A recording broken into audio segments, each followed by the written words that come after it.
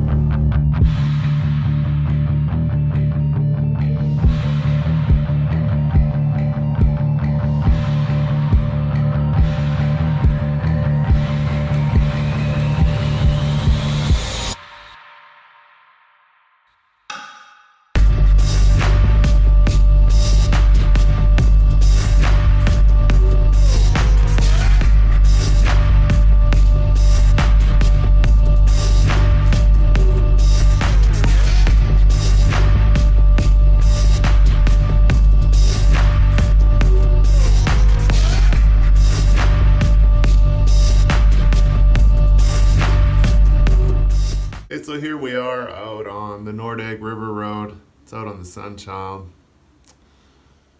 It's a sketchy place when it's damp, and it's damp, but I decided to make the executive decision since I got the sow in front of me. I'm like, oh, I'm not going to chain up. It shouldn't be that bad.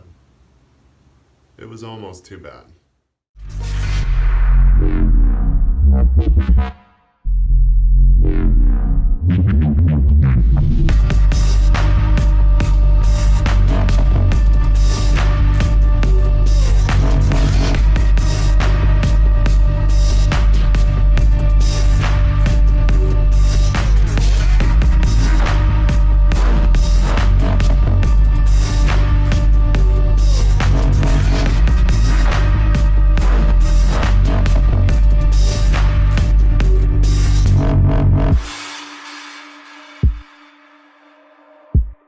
Alright, so we made it just barely, scratched up a few of these hills. They got a pad they made for this boiler. We're going to pick it up, we're going to back it up on an angle, and then we got to kind of skid it a little bit with number 2. Then we're going to drive out around the whole plant, around to the front, come back in, skid it some more with number 2. Then we're going to drag it underneath the one high line that's only 4.9, and then the next high line is it's like 5.6 or 5.7, so there'll be lots of room to be able to pick it up from there, and then we'll take it out of the plant. I'll turn around on the road with the wheeler, and then we'll just place her on with the bed over the booster.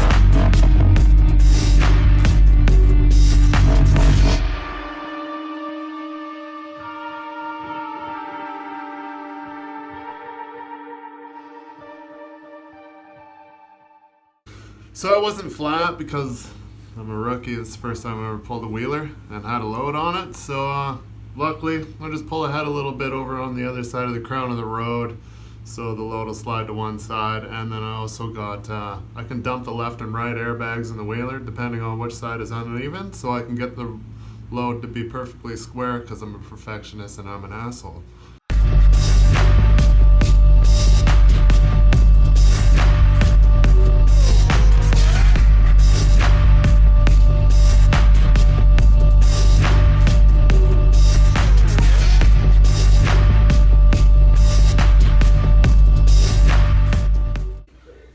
So another thing I noticed, since I don't always, I usually opt for the Jeep and the 24 low over the 24 low and a booster because it pays me more and I like stress. So I noticed that when you leave the boiler hanging out over top of the booster, I got hydraulic arms that you gotta actuate, you gotta put shims in all the time, where I know most boosters have the airbags and you just turn a dial because you're a sissy.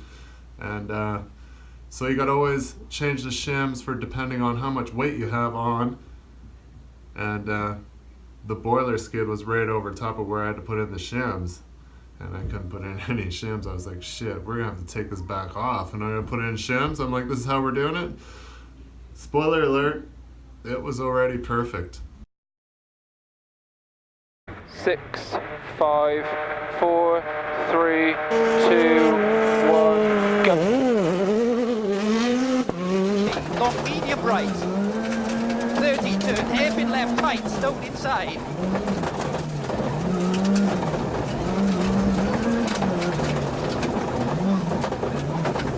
200 over bumps. To crest. 150 over bumps. To jump. And 50 jump, 120. Small crest, 200. Long K left narrows. And medium right.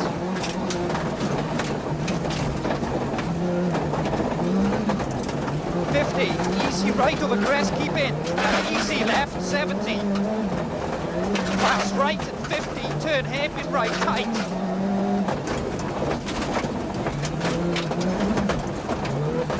40, hairpin left. Hallelujah.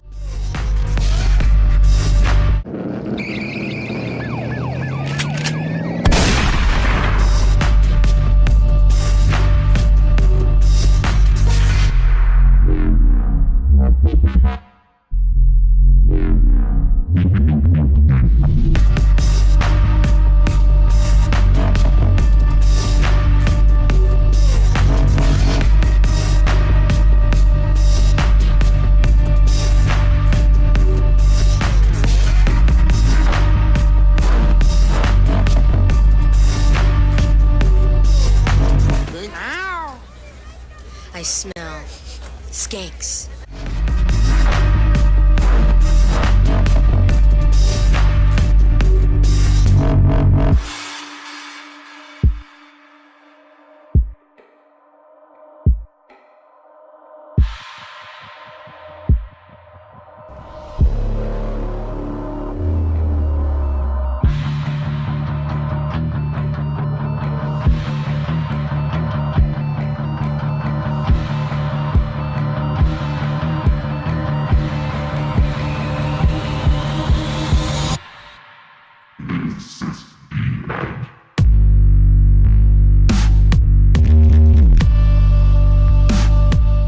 So here we are at your local Walmart. We're gonna drop this package off. We're gonna take it off the trailer, grab it from the other end, stuff it back in the hole where we picked it up from a month ago. And then we're all done. We're out of here.